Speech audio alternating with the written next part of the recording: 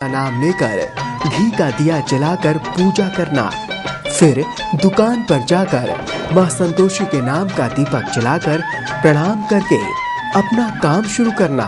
शाम होते होते तेरा सारा धन लौट आएगा। सुबह उठकर उसने अपने मित्रों को अपने स्वप्न की बात बताई तो सब उसका मजाक उड़ाने लगे, लेकिन उसका अपना मन नहीं माना। उसने मां संतोषी पर विश्वास करके उनके मंदिर में जाकर दीपक जलाया। दुकान पर भी दीपक जलाकर मां का स्मरण कर काम शुरू किया। मां की अनुकंपा से उस दिन चमत्कार हो गया। सामान उधार ले गए सज्जन जल्दी जल्दी रुपए लौटाने आने लगे और थोड़ी ही देर में दुकान पर रुपयों का ढेर लग गया। दुकान का सारा सामान भी हाथों हाथ बिक गया। तब मां संतोषी को नमन कर वो अपने घर लौटने की तैयारी में लग गया। उधर सातवें बेटे की पत्नी जंगल में लकड़ी लेने गई। लौटते समय थकान के कारण वो मां संतोषी के मंदिर पर विश्राम करने बैठ गई। तभी उसे दूर से धूल उड़ती दिखी। उसने मां से पूछा, हे मां, ये धूल कैसी उड़ रही है? पुत्री, तेरा पति आ रहा है। अब इन लकड़ियों के तू 3 भाग कर, एक भाग रख नदी के किनारे, एक भाग रख मंदिर में और तीसरे भाग को अपने सिर पर रखकर घर ले जा।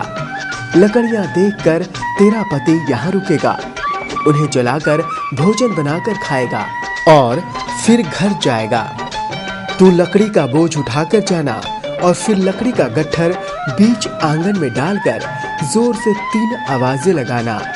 सासू जी, लकड़ियों का गट्ठर ले आई हूँ, चोकर की रोटियां और नारियल के खोपरे में पानी दो। आज घर में कौन मेहमान आया है? मां संतोषी की बातें सुनकर वो बहुत खुश हुई और घर की ओर चल दी। थोड़ी देर बाद उसका पति भी वहां पहुंच गया। उसने लकड़ियों का ढेर रखकर वहीं भोजन बनाकर खाया, फिर कुछ देर विश्राम किया और बाद में घर पहुंचा। उसी समय सिर पर लकड़ी का गट्ठर लिए बहू आई। गट्ठर घर के आंगन में रखकर उसने 3 आवाजें बड़े जोर से दी। सासू जी, ये लकड़ी का गट्ठर लो, चोकर की रोटी दो, नारियल के खोपरे में पानी दो। आज घर में कौन मेहमान आया है? बहू, ऐसा क्यों कहती हो? परदेश से तेरा पति ही तो आया है। नहा धोकर मीठा भात खा, नए कपड़े पहनकर पति के पास बैठ। जी सासू जी, बहू ने कहा।